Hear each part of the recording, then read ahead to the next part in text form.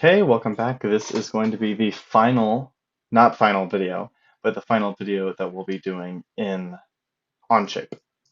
The next video is going to be a matter of 3D printing some stuff. So, a couple updates from the last video in terms of things I changed, realizing later on that they had some errors to them. So specifically with the nose cone, when I was assembling this, which is what we'll be doing, as you can see, it's a completed rocket. I noticed that the actual base was incorrectly defined. Here are the new dimensions. I changed the internal circle and the outer circle to match the dimensions of the rocket. And then also on the cap right here, I would recommend adjusting this inner thread and increasing its size to something like 1.2. That gives some extra space so that it's actually able to fit on top of this. And that's more of a 3D printing thing than it is a actual rocket design thing. But regardless, it's something that I wanted to note here so that later on it wouldn't, you wouldn't be confused because your thing's not fitting on this thing and now you're frustrated, and we've all been there and I don't want you guys to be. So we have that, and now we need to make this happen. So what did I do? Well, I'm going to go ahead and undo all of my hard work and show you exactly how to make an assembly. So when you open a new assembly, you'll be presented with this. It's not much to look at. You want to insert all your objects. So body tube, we know that we're going to need the cap.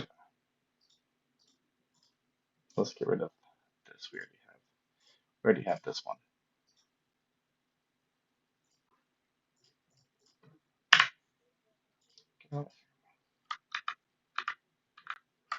Okay, screw cap and nose cone. And these are all the parts we'll need to put this thing together. So let's start with the simplest one, and that's going to be putting this nose cone on here. The way in which we'll do it is we will get a slider mate. Now this will make it slide in and out of the tube so we can see if it fits or not.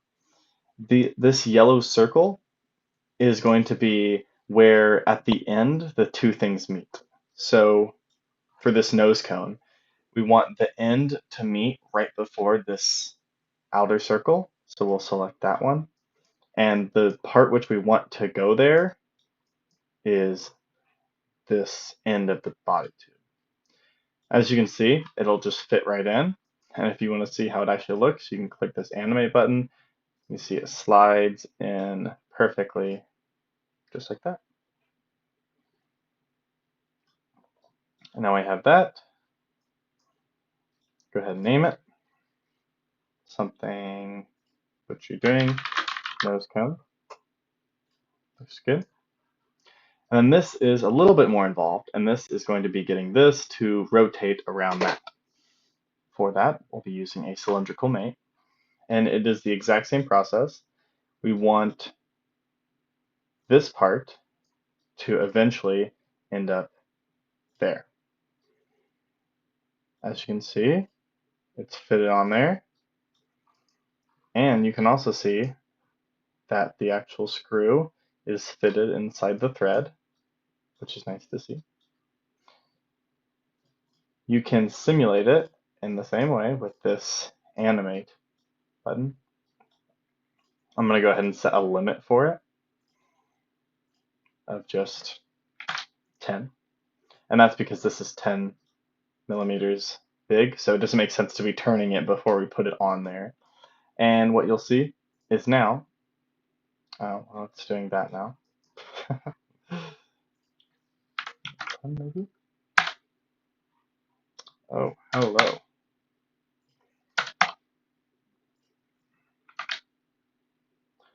Let's see about this one. There we go. So 0 and 10 did it.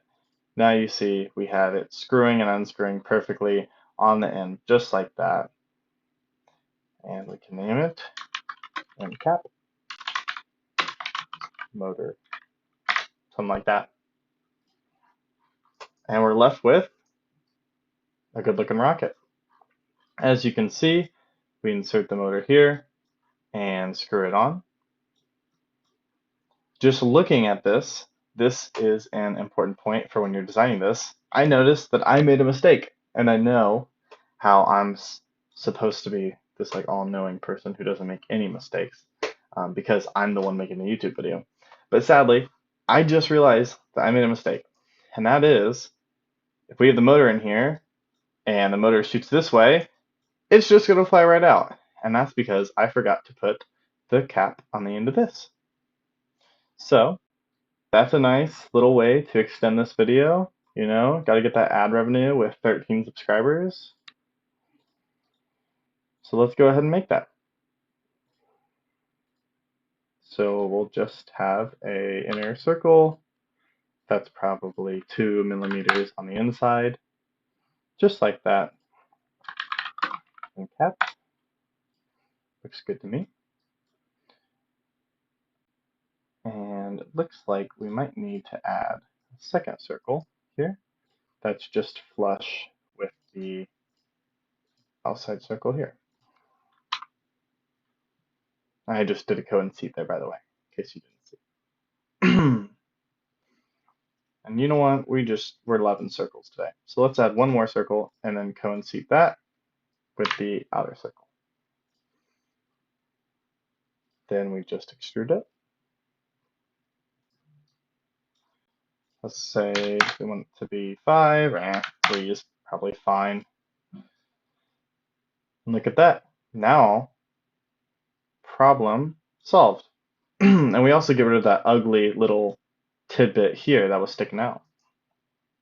The good thing about assemblies, and it's kind of cool that we can see this, is that it immediately updates. So as you can see, our end cap mate is already updated based on the new conditions and looks really cool. Okay, well, this was a pretty short one. Oh, wait, almost forgot to name this. I'm not going to change much. I'm just going to name it Rocket because it's all together. Okay, well, the next video is going to be in regards to 3D printing it, and that will also probably be a pretty short one. And also, actually 3D printing it and showing you the completed product. So, you should be proud of yourself if you got this far. You have designed an entire rocket from scratch. That's pretty cool. You know, if you get contacted by SpaceX, you're welcome. You're welcome. NASA, they're on my phone all the time. But thank you for watching. And hopefully I can be the reason that you got Elon Musk on speed dial. But yeah, it's no Saturn V, but hey, it's a freaking rocket. So thank you for watching.